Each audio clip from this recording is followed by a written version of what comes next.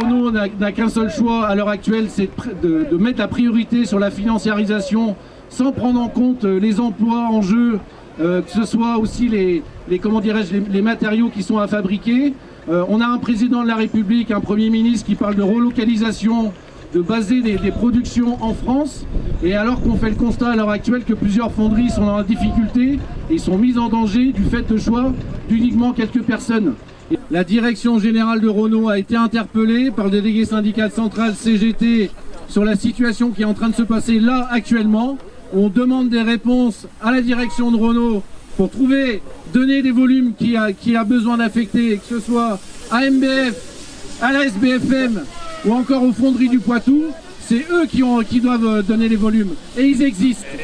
Ensuite, je pense qu'il faut qu'aussi, dans chaque territoire, on aille au débat public. Il faut aller au débat public avec la population. Ce combat-là ne sera pas gagné sans impliquer la population au-delà des salariés. C'est pas une disparition de nos savoirs. On n'est pas... Ça me rappelle une chose, souvent on en parle, ça me fait penser au textile. On disait le textile en France est mort. Mais regardez-vous tous là, en ce moment, vous n'êtes pas à poil, vous êtes tous habillés. Donc le textile il est fait ailleurs. Ben, la fonderie est en train de vivre la même chose. C'est tout simplement ça. La seule chose que Renault veut, c'est augmenter ses profits. Nos pièces existeront toujours.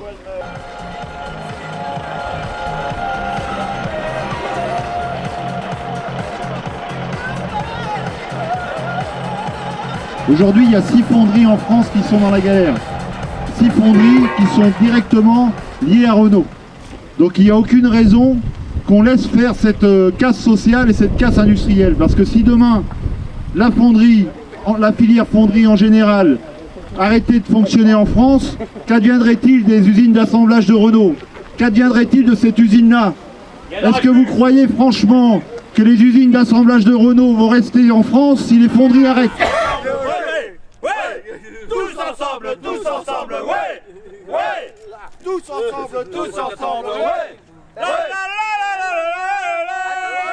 Du boulot, il y en a partout. Par contre, il faut qu'il soit rééquilibré. Aujourd'hui, les Espagnols, les Turcs, tout le monde peut travailler. Il n'y a pas de souci. Sauf que des Turcs qui font des heures supplémentaires, c'est inadmissible. Des Espagnols qui font des heures supplémentaires, c'est inadmissible. Ce travail supplémentaire, s'il était ramené chez nous, dans toutes les entreprises, on aurait du boulot pour tous.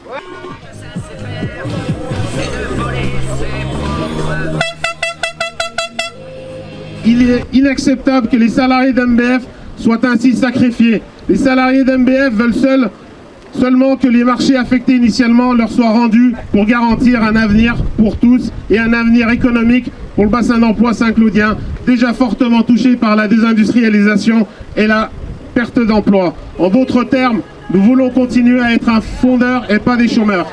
Merci. Là où je travaille, la direction a annoncé qu'elle allait arrêter la fabrication des voitures.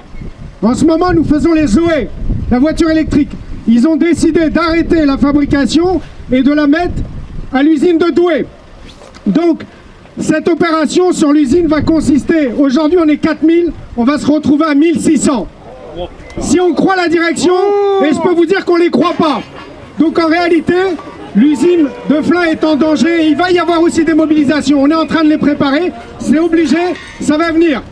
Là, nous, on n'a qu'un seul ennemi, un ennemi commun, c'est Renault, contre lequel il va falloir se battre encore et encore. Et encore une fois, rendez-vous le 25 juin, cette fois-ci, à Flins. Il ne faut pas qu'un seul travailleur perde son boulot. On continue la lutte. Merci à vous tous. Chômeurs! Oui! Chômeurs!